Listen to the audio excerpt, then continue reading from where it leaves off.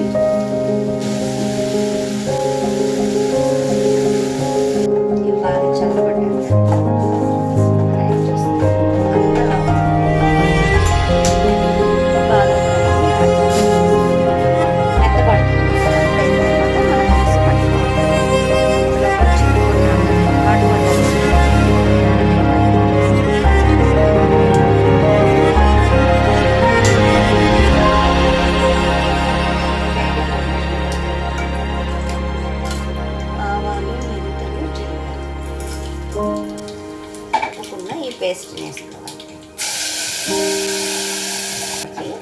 ఊరికే ఒక 2-3 మినిట్స్ అంతే. వేయించుకున్నాం కాబట్టి 2-3 మినిట్స్ తగ్గట్టు మనకి ఎంత వాటర్ కావాలి వేసుకొని, ఆల్రెడీ నేను కొంచెమే ఉప్పు వేసాను కాబట్టి తర్వాత ఉప్పు చూసుకోవాలా. దించే ముందు కంపల్సరీ ఒక హాఫ్ లెమన్ లాగా బెల్లం వేయాలి. ఈ వాటర్ వేసుకోవాలి.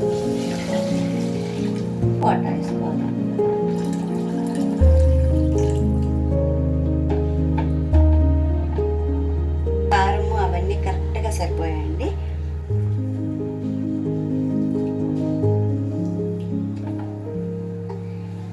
ఇది బెల్లం ఇందులో వేసేసాను.